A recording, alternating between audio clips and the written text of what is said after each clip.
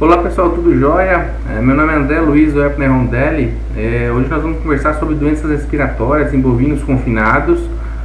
Eu sou médico veterinário, sou formado pela Universidade Federal do Tocantins e tenho pós-graduação em clínica, cirurgia clínica de ruminantes, de grandes animais de ruminantes, pela Universidade Federal de Mato Grosso.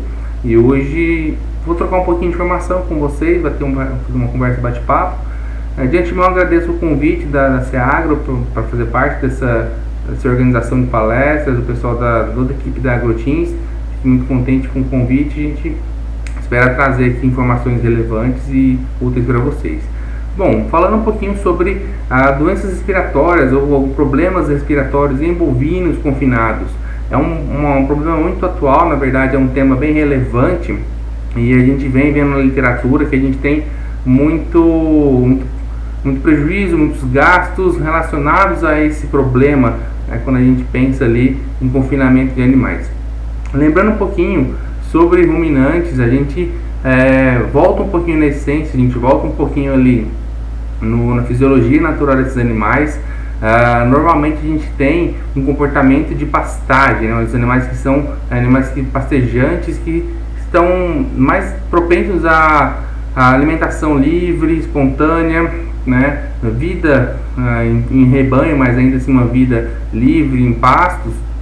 E quando a gente pensa em confinamento, a gente pensa em colocar esses animais em ambientes confinados, fechados, com limitações ali de metros quadrados por animal, apesar de qualidade de comida, água também e sombreamento, a gente precisa entender que isso não faz parte da fisiologia natural do animal, e é normal que a gente tenha uma adaptação, precisa passar por um processo de adaptação. A gente precisa realmente respeitar uma demanda ali de adaptação dos animais, por parte desses animais, para que a gente consiga manter a sanidade, manter a saúde, manter a higiene desses animais dentro de um sistema de confinamento, tá? E aí a gente vai começar falando um pouquinho sobre algumas características básicas do sistema respiratório dos animais ruminantes. Eu gosto sempre de trazer para a gente essa comparação quando a gente imagina como deve ser o sistema respiratório desses animais.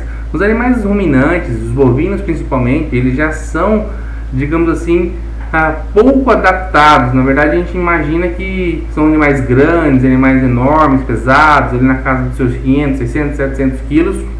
Então são animais que devem ter um pulmão muito grande, muito compartilhado, uma troca gasosa muito eficiente, mas na verdade não são. Quando a gente compara com o cavalo, por exemplo, a gente tem ali um volume pulmonar, um volume do tamanho do pulmão capaz de trocar oxigênio, gás do ambiente ali. O ruminante, em relação ao equino, ele tem apenas 30%, né, de volume pulmonar quando comparado com 100% dos equinos. Então a gente tem ali um animal muito grande, né, porém um animal com um volume de pulmão muito pequeno, muito inferior ali, menos da metade quando comparado com o equino, por exemplo. Isso vem realmente da adaptação, da fisiologia desses animais. O problema esses animais, apesar de não estar relacionado com animais atletas, animais que desenvolvam alta atividade de performance, que demandam uma alta quantidade de oxigênio nesses momentos, são animais que são selecionados para a produção de carne. Então são animais que naturalmente eles vão ter uma grande quantidade de massa muscular, né? E a ideia é que isso vai cada vez mais aumentando, e essa massa muscular está relacionada com oxigenação. Precisamos ter oxigenação adequada para que a gente possa realmente ter todos os processos naturais do animal, metabolismo, fisiologicamente falando, para que a gente realmente tenha uma conversão alimentar garantida, a gente tenha uma eficiência produtiva para esses animais. Então, na verdade, esses animais, apesar de eles terem um volume pulmonar muito pequeno relacionado ali comparado com os equinos, eles têm uma demanda de oxigênio de 2,5 vezes a mais, né, de um cavalo normalmente. Então a gente toma de base esse animal para a gente apenas entender um pouquinho. Então são animais que têm volume pulmonar e capacidade de troca gasosa menor, porém tem um consumo de oxigênio muito maior relacionado ali com essa demanda, né, de conversão alimentar dentro desses animais.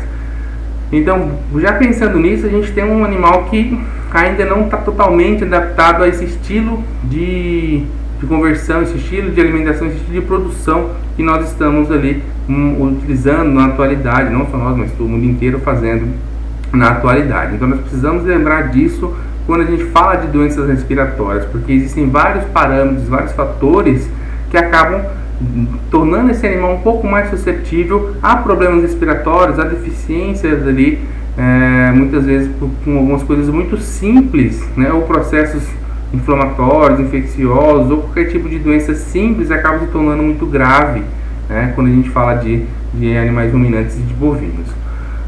Então vamos lá. A gente tem aqui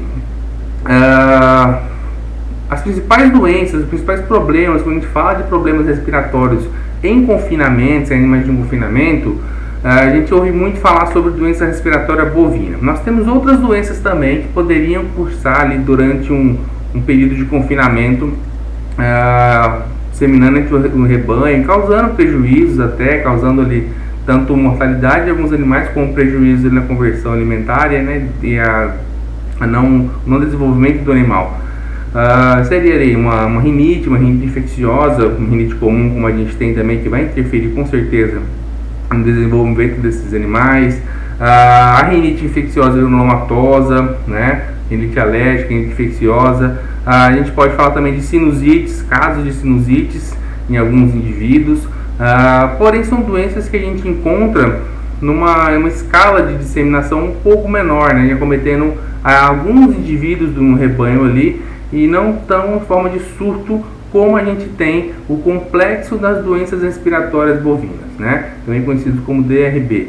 A doença respiratória bovina, ela é na verdade uma doença multifatorial que vai envolver diversos fatores ali, diversos itens, como por exemplo fatores estressantes, né, vários tipos de agentes diferentes. Então a gente pode estar falando aqui de agentes virais, agentes bacterianos. Então são vários os tipos de agentes que vão estar relacionados com essas doenças, e também fatores de imunidade relacionados com o animal, com o hospedeiro em si, que vai desenvolver essa doença conseguindo, né, se defender ou não, acabando se deixar ali ser acometido pela doença. Então pode estar relacionado principalmente com esses três fatores.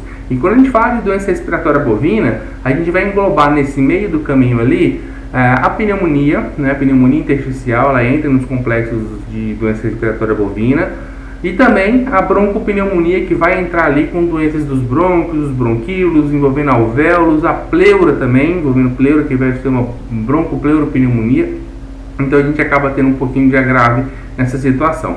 Temos alguns casos mais isolados, como por exemplo alguns vírus, né, que vão provocar ali doenças isoladas, que é chamada de pneumonia intersticial, com inflamação de parênquima, inflamação de tecido respiratório, porém sem ter tanto comprometimento assim de bronquíolos e alvéolos e de pleura, mas eles acabam predispondo, né, a infecções secundárias de outros tipos de agentes. Então acaba ficando ali realmente sendo reconhecida como um complexo onde a gente encontra tudo envolvido. Dados mostram pra gente que as doenças respiratórias bovinas vão trazer ali para confinamento cerca de 75% de morbidade, ou seja, comete pelo menos 75% dos animais que estão dentro do confinamento, e é responsável por cerca de 50% da mortalidade. Então, de todas as causas que a gente tem de morte dentro de um confinamento, 50% é atribuída por diversos autores, por diversos estudos, tanto no Brasil como na América do Norte, mostrando que a causa de metade das mortes ocasionadas em confinamentos é relacionadas aos problemas respiratórios nesses animais. E ela não fica somente nessa classe de confinamento, né? A gente pode falar também ali de bezerros, né? Tanto recém-nascidos quanto bezerros ali pós-desmame, onde a gente tem até 90% de morbidade e de mortalidade. Né? Pelo menos 90% dos animais podem ser acometidos e podem vir a óbito decorrente a problemas respiratórios. E na indústria leiteira a gente também tem esse problema em animais recém-paridos, né? A fêmea logo após ali a aparição, então o desmame de bezerro também. A gente tem ali uma taxa menor, cerca de 22% de acometimento, mas também sendo ali um fator muito importante, né? Ainda sendo um importante fator relacionado com a doença respiratória, provocando problemas e prejuízos no rebanho desses animais, tá? Então, alguns fatores a gente precisa lembrar, a gente precisa entender um pouquinho quando a gente vai falar de doenças respiratórias relacionadas no confinamento. Então, para que a gente tenha uma doença ali, para que a gente tenha um problema relacionado com doença dentro de um confinamento, a gente precisa lembrar que a gente tem uma defesa, um animal tem uma defesa, na verdade, né? Que é conhecido como imunidade inata. A imunidade inata, ela vai ser a imunidade que o animal vai adquirindo, né, durante o tempo ali, quando ele tem um encontro, digamos assim, com os agentes disponíveis no ambiente. Então, quando ele tem contato com alguns agentes, vírus, bactérias, ele vai reconhecendo esses invasores, né? Então, todo o trato respiratório ele é especializado nisso, então ele vai reconhecendo os invasores e ele vai também fazendo com que o organismo desenvolva uma defesa contra aqueles invasores. Então, o que a gente tem, na verdade, é sempre um contato e um desenvolvimento contra essas doenças, contra esses agentes.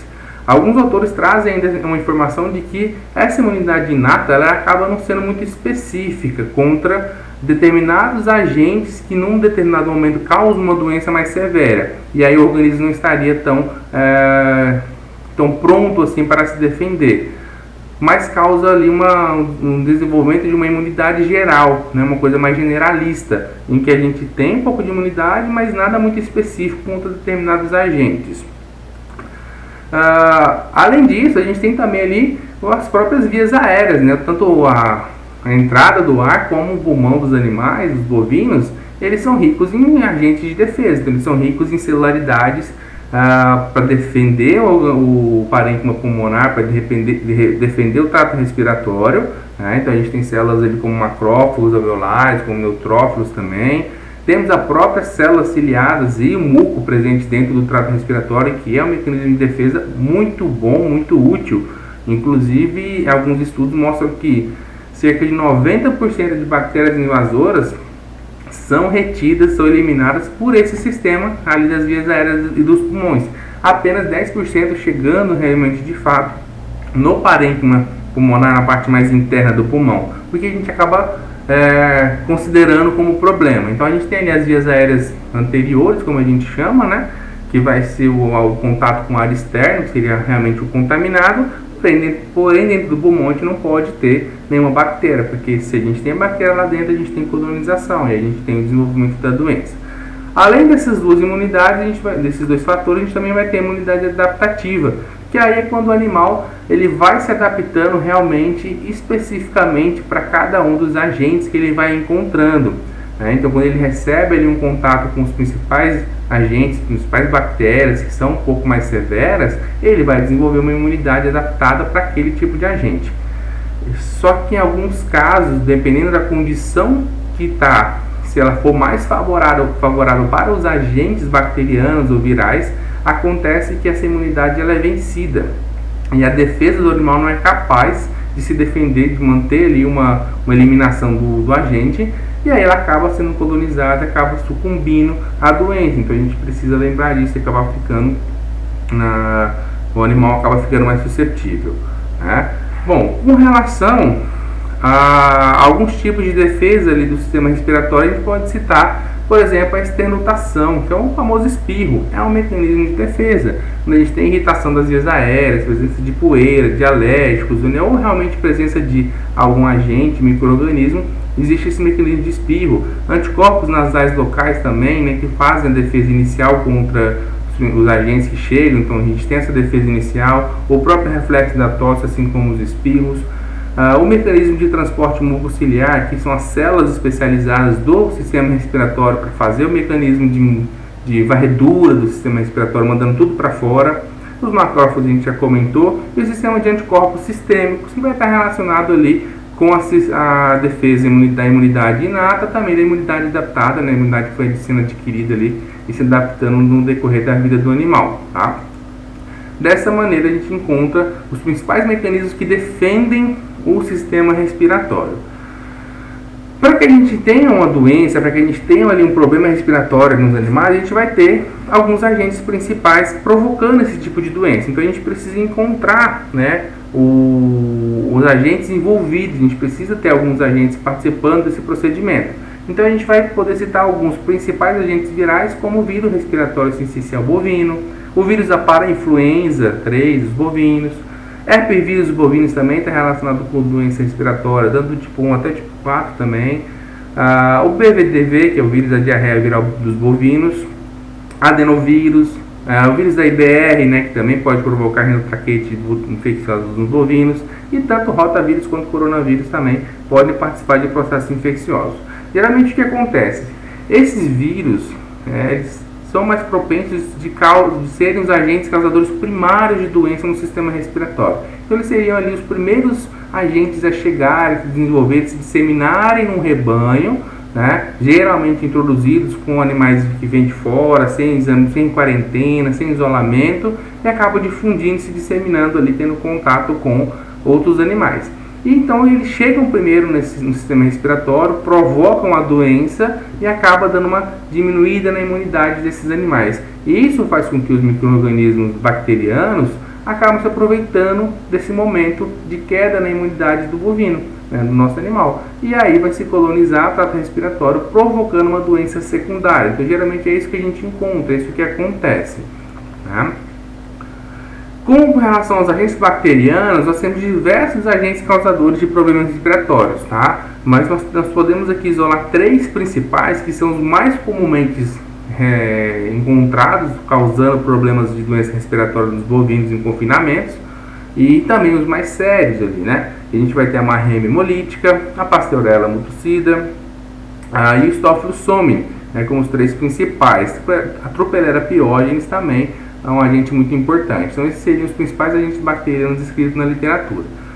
Bom, nós já entendemos um pouquinho sobre a parte de temos uma imunidade, temos uma defesa do micro-organismo, e também nós temos os agentes que existem aqui normalmente no ambiente, no trato respiratório desses animais, tá? Alguns inclusive já são encontrados normalmente como bactérias presentes nas vias aéreas, né? Então elas moram ali praticamente. Porém, nós precisamos ter um desequilíbrio para que a doença respiratória dos bovinos comece, para que a gente desenvolva esse complexo respiratório. Então, não basta ter o agente, né, e não basta ter a imunidade ali. A gente precisa ter uma quebra do equilíbrio entre isso, né? Então, a gente precisa, é uma linha muito tênue. A gente tem ali uma bactéria o tempo inteiro e a imunidade do animal o tempo todo se defendendo. Então, a gente precisa ter essa quebra, esse desequilíbrio. E o fator que vem a desequilibrar esse balanço, essa homeostase, vai ser os fatores estressantes na vida do animal. E como fatores estressantes, a gente pode citar mudanças no clima, alteração numa dieta do animal, né, que é um fator estressante, uma alta taxa de lotação, está muito relacionado com problemas respiratórios, uma alta taxa de lotação, animais de origem diferente, né, então a gente tem ali tanto o processo de dominância, como a adaptação de novos animais dentro desse lote. Os animais perdem interesse pela comida, os animais ficam praticando o processo de dominância até conseguir manter ali esse processo inteiro, identificar quem é o líder, quem são submissos. Então é importante ficar atento com isso. Frio e baixa umidade, não vem a ser tanto nossa questão do frio, mas a gente tem diferenças de temperatura durante o dia e durante a noite, e isso é um problema sério, né? Essa diferença de temperatura entre os dias quentes e as noites mais frias são problemas que acabam diminuindo ali a imunidade para esses animais. A alta umidade, né, que ela vai ajudar bastante na disseminação e na proliferação de agentes ali, tanto virais e alguns bacterianos, mas acaba ajudando bastante nos virais, espalhando entre os rebanhos, então isso entra.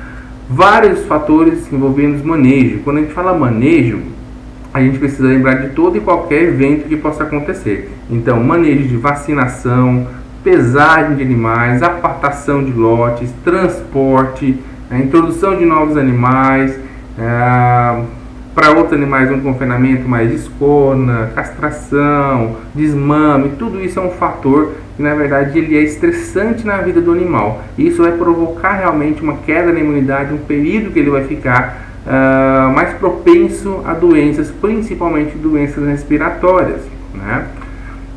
E também ali os fatores relacionados com a higiene, a gente pode citar principalmente agentes como ureia, presente nas fezes, na urina, gases de amônia que acabam sendo irritantes para as vias aéreas e acabam diminuindo ali os fatores de defesa presentes nessas vias aéreas, fazendo com que o trato respiratório desses animais fiquem mais propensos a doenças. Então seriam ali os principais fatores envolvidos com a diminuição da imunidade, né, e o problema, o desenvolvimento, né, instalação do problema respiratório nesses animais. Então, alguns fatores aqui a gente pode mostrar algumas imagens. Essas imagens são da fonte ali do Manual de Boas Práticas de Confinamento, né, da Macitelli, colaborador de 2018, publicado pela livraria FUNEP. Então a gente consegue visualizar aqui algumas formas inadequadas, né, encontradas nos confinamentos, como por exemplo o acúmulo de dejetos ali em volta de comedouro, bebedouro, acúmulo de umidade, né? Então são fatores que acabam interferindo, mantendo a umidade alta do ambiente, vai gerar outros tipos de doenças, como por exemplo problemas de cascos, né? Então a gente acaba também tendo comprometimento de animais, linha de coxo, linha de abastecimento ali inadequada, com acúmulo de água, dificuldade de acesso dos animais a essas linhas de alimentação, né? Então a gente precisa tomar cuidado com isso. Muita lotação e umidade presente também. Aqui a gente tem muito dejetos, falta de higiene, a gente tem realmente aqui gases amoniacais provenientes de urina e provenientes de fezes. A gente tem também alta umidade, alta proliferação de agentes e queda na imunidade dos animais nessas situações, predispondo esses animais à infecção. Aqui um exemplo de como seria um manejo adequado, né, de quando os animais chegam numa propriedade para serem introduzidos em sistema de confinamento. Então o ideal é que a gente tenha uma quarentena, né, que esses animais eles não cheguem diretamente no confinamento que eles vão ficar, mas sim que eles cheguem em um pasto, um piquete com uma farreira de boa qualidade e ele permaneça por pelo menos uns 15 dias numa fase de adaptação, numa fase de interação, conhecimento ali dos outros companheiros de rebanho, né? Inclusive a gente é indicado fazer ali fornecimento de cerca de 0,5 a 1% do peso vivo ali de ração ou do próprio composto que vai ser fornecido no confinamento para uma fase de adaptação desses animais na nova dieta, uma adaptação no local e uma interação ali entre o novo rebanho e os novos companheiros de rebanho. Isso auxilia bastante na adaptação desses animais para que a gente mantenha uma saúde melhor e a gente acabe mantendo também uma boa defesa, uma boa imunidade durante o início de confinamento, tá? E aí nós temos aqui também uma comparação falando um pouco de lotação, né? Então aqui a gente tem nas mesmas imagens, ó, do lado esquerdo ali a gente tem período de seca, uma lotação de cerca de 6 metros quadrados por animal, né? Uma lotação bem alta, e embaixo o mesmo período na chuva. Então em cima a gente tem muita poeira, isso é muito ruim, muito agressivo para as vias aéreas dos animais. E embaixo a gente tem o mesmo lote, porém no período das chuvas, muita lama, muita aglomeração, muita umidade, né? As duas figuras do meio a gente vai ter aqui uma lotação, se eu não me engano, de 12 metros quadrados por animal, que já é um pouquinho mais espaçado, menor produção de poeira, mas ainda tem bastante, né? E na época da chuva também maior formação de lama, maior formação de umidade. E na terceira imagem do lado direito a gente vai ter uma lotação de 24 metros quadrados por animal. Então uma lotação muito mais adequada, mesmo na época dos períodos de seca. A gente não tem tanta produção de poeira assim, então a gente acaba diminuindo essa quantidade de poeira, de alérgico, que acaba incomodando, diminuindo ali a imunidade, quando a gente fala de sistema respiratório. E também na época da chuva a gente vai ter uma menor quantidade de lama, né, de umidade nesses piquetes, nesses lotes desses animais, tá? Isso é muito importante quando a gente fala de sistema respiratório. E aí, tudo bem, a gente está falando de sistema respiratório, mas o que a gente vai encontrar de problema? O que a gente vai ter que ficar atento quando a gente fala de sistema respiratório, tá? Quais seriam os sinais clínicos mais encontrados? Então, os principais que a gente percebe quando os animais estão começando a desenvolver uma doença respiratória vai ser apatia e depressão, né? Então, o animal ele começa a se afastar do rebanho, ele fica um pouquinho mais isoladinho ali em cima, ele não se movimenta tanto, ele fica bem apático, bem molinho, bem mole, bem paradão, né? Então seria o primeiro sinal clínico ali. Perda de apetite, né? Então seria ali também o segundo. O animal para de comer, come pouco, não tem interesse pela alimentação, então acaba consequentemente diminuindo a conversão alimentar, então ele deixa de se alimentar tão bem, deixa de converter, deixa de ganhar peso, se torna até um animal que acaba sendo inviável manter naquele sistema, né, porque a gente não tem um ganho diário que a gente desejaria, que teria calculado, né? Então acaba sendo interessante retirar esse animal dali. O animal apresentando corrimento tanto nasal como corrimento ocular, tá? A gente pode encontrar letargia, que seria realmente um animal sem pouca reação, bem fraco, bem paradão, né? Dificuldade respiratória, então realmente o animal respirando mais rápido, né? Tentando respirar mais profundo, mas não, percebendo que ele apresenta uma dificuldade realmente em conseguir respirar adequadamente, e também apresentação de febre, né? Então animais com esse grau de infecção pode apresentar febre também. Principais métodos de diagnóstico que a gente pode utilizar para fazer diagnóstico de doenças respiratórias, a gente deve citar como primeira mão a avaliação clínica, né, por um médico veterinário. Então realmente a avaliação clínica do quadro, a auscultação de campos pulmonares, alterações pulmonares que a gente pode encontrar, é o principal exame que deve ser feito, o principal exame que a gente consegue encontrar alteração.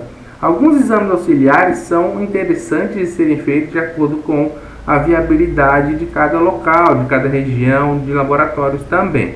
Então, suave nasal, que seria ali uma coleta de um suave, né, que parece um cotonetezinho da secreção ou do próprio nariz dos animais, para utilização de identificação de patógenos, de bactérias envolvidas ali nessa amostra, é interessante ser feito também. Uma coisa que a gente precisa entender é que sempre vai ter contaminação em cavidade nasal desses animais. Porém, quando a gente tem uma doença respiratória instalada, a gente espera que algum desses agentes esteja em maior quantidade, né, esteja ali mais presente do que os outros, e a gente consegue definir que esse seria o agente causador naquele quadro, naquele animal.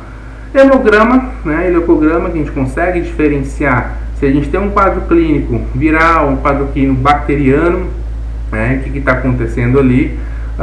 Exame parasitológico é um exame interessante também a ser feito, né, quando a gente fala de problemas respiratórios, porque a gente pode ter algumas situações que a gente tem parasitas pulmonares, né, porque eles fazem uma migração errática e acabam parando dentro do pulmão. Então o exame parasitológico mostra para a gente se pode ser isso realmente ou não. E diagnósticos por imagem. Com relação a diagnósticos por imagem, a gente teria dois principais ali, que seria o ultrassom e o raio-x. O raio-x ele seria um diagnóstico muito bom para confirmação de doença, para verificação da extensão do acometimento ali no pulmão desses animais. O problema é realmente a viabilidade, o tipo de aparelho para conseguir fazer um raio-x de tórax de um bovino, né? Acaba sendo um aparelho muito grande, muito potente e inviabilizando ali esse tipo de operação. Mas quando a gente fala do outro exame, que é o ultrassom, a gente consegue alguns resultados muito bons. Como por exemplo a avaliação de presença ou não de líquido, né? Se presença ou não de fibrina, consolidação de pulmão, tá? Para fazer drenagens também de tórax. Então é interessante esse tipo de exame, esse tipo de avaliação, ele acaba auxiliando como exames complementares, tá bom? E aí vamos falar um pouquinho então sobre tratamentos, uso de antibióticos, uso de alguns agentes que a gente pode utilizar aqui para resolução desse tipo de problema. O uso de antibiótico para problemas respiratórios, para doenças respiratórias em confinamentos, a gente vai ter três principais formas de utilizar esse antibiótico. A gente vai chamar de profilático, terapêutico e metafilático. Quando a gente fala de usos profiláticos, a gente está falando de uso como preventivos no desenvolvimento de doença, né? Esse uso ele é pouco praticado no sistema de confinamento, porque acaba tornando um pouco inviável, né, financeiramente falando. Então ele acaba sendo não tão utilizado como preventivo. No terapêutico a gente realmente vai utilizar quando a gente vai tratar algum animal que tem alguma alteração, que apresentou algum tipo de doença, então a gente vai utilizar a forma de tratamento terapêutico. Então realmente é você identificar um animal doente, tratar esse animal para essa doença. Então esse é o tipo de utilização como terapêutico. E o metafilático, que também é muito utilizado no sistema de confinamento, esse sim é bastante utilizado, que é o tratamento a nível de rebanho, tratamento coletivo, quando você identifica ali alguns animais dentro do lote que apresentam a doença, né, e você acaba tratando o lote inteiro como realmente um preventivo ali para que essa doença não se espalhe, já sabendo que a gente teve o contato desses animais no lote e a chance de ter realmente feito contágio entre esses animais é grande, existe. Então a gente acaba fazendo um tratamento metafilático. Tá? Então são vários antibióticos que foram descritos na literatura para serem usados dessa maneira e vem sendo utilizado há muito tempo, tanto aqui quanto na América do Norte, por exemplo. Então a gente tem ali ceftiofur, enrofloxacino, o florfenicol, muito utilizado por muito tempo, ainda utilizado, penicilina, também é o velho coringa nosso ali, né? Tetraciclinas, a tulatromicina, então hoje tem assim um dos antibióticos mais potentes, mais reconhecidos também ali, e a timicosina, que também foi sendo utilizada há um certo tempo, e hoje um pouco menos, né? Inclusive nos Estados Unidos mesmo vem diminuindo cada vez mais o seu uso. Então a gente tem vários resultados com vários tipos de antibióticos no uso de tratamentos ali para doenças respiratórias. Uma coisa que a gente precisa lembrar, que a gente precisa saber a respeito do uso desses antibióticos, está relacionado com a resistência antimicrobiana, né? A gente tem um grande problema com resistência antimicrobiana e a gente acaba tendo um impacto muito grande na eficácia do tratamento quando utilizados esses antibióticos. Então, para que a gente tenha realmente uma eficácia de um tipo de antibiótico dentro de um rebanho, a gente espera que esse antibiótico, quando ele é utilizado na primeira vez, ou seja, num primeiro uso frente a uma doença, a gente espera que pelo menos 80% dos animais acometidos respondam satisfatoriamente ao tratamento com esse tipo de antibiótico. Então, se eu tenho 10 animais ali no meu rebanho que apresentaram uma doença respiratória, eu escolhi determinado antibiótico e usei nesses animais, pelo menos 8 vão ter que responder satisfatoriamente na primeira vez, né? Então isso é o que se espera, e isso foi alcançado por muito tempo, e também há muito tempo atrás, quando a gente encontrou vários resultados ali dessa maneira. Então realmente uma resposta muito boa. O problema foi que depois dos estudos começaram a ser feitos, avaliando de fato ali como foi a resposta dos antibióticos, encontrou-se que menos de 70% dos animais estavam respondendo de fato no primeiro tratamento, sendo necessária a utilização de um segundo tratamento. E isso começou a ser um fator alarmante e começou a preocupar um pouco a indústria de produção e também a parte de médicos veterinários com relação à utilização desses antibióticos.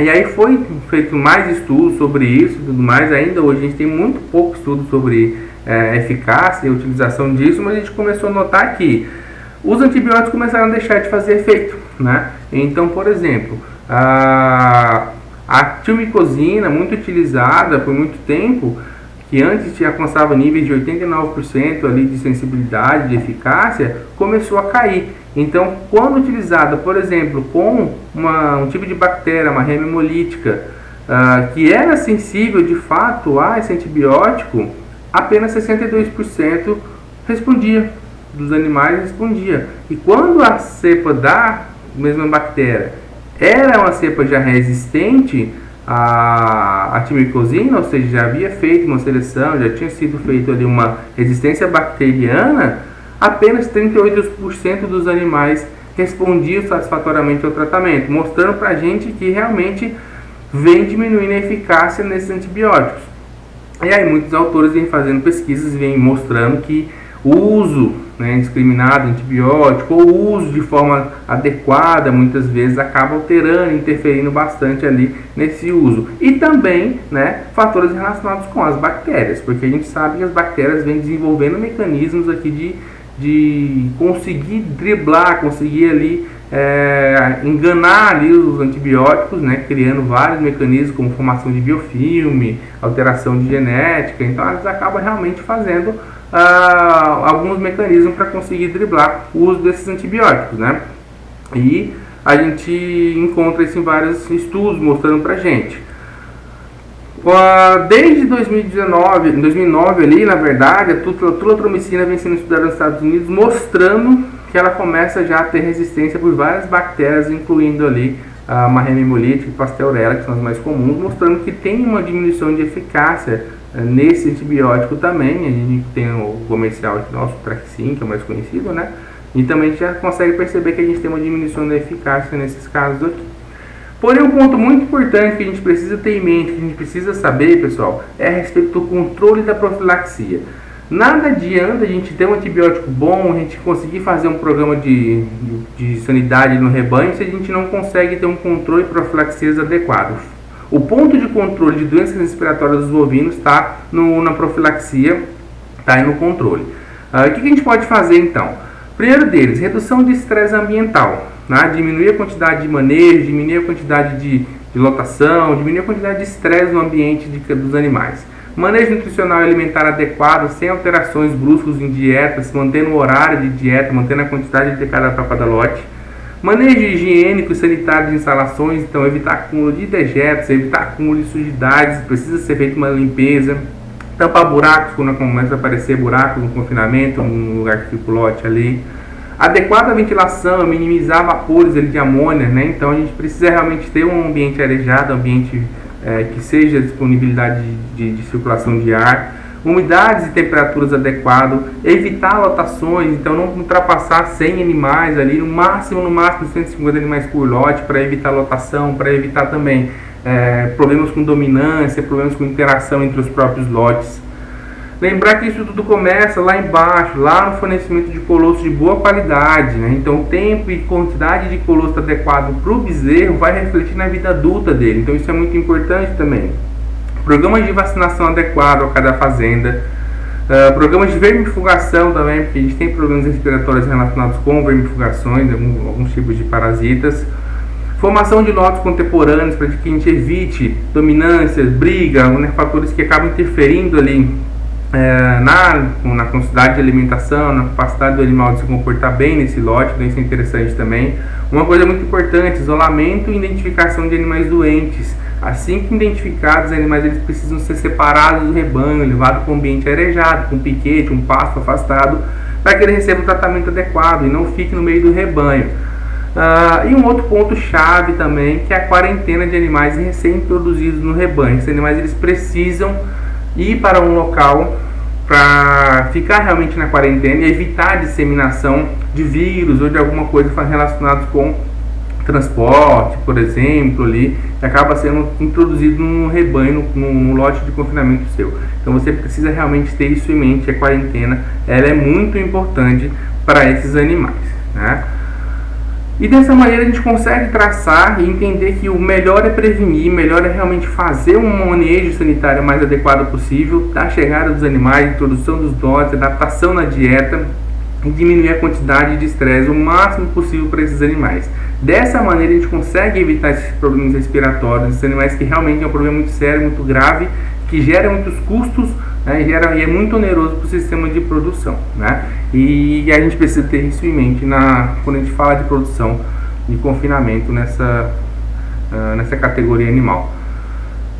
E era isso, pessoal, que eu tinha para passar para vocês. Espero que tenha sido uma mensagem adequada, bacana, que vocês realmente tenham feito um proveito, tá? Me coloco à disposição. A gente lembra que nós, né, hoje eu sou professor docente no Centro Universitário Católico do Tocantins, e a gente está à disposição, a gente está de portas abertas com a nossa clínica veterinária, tanto para atendimento interno quanto para atendimento externo. Então estamos abertos, qualquer necessidade de qualquer um de vocês pode nos procurar, a gente poder tentar ajudar a resolver qualquer tipo de problema, eventuais problemas que possam acontecer, né? Agradeço novamente pela oportunidade, agradeço ali ao pessoal da Agroteam, Agro, né? E até uma próxima oportunidade, estamos de portas abertas sempre. Muito obrigado a todos.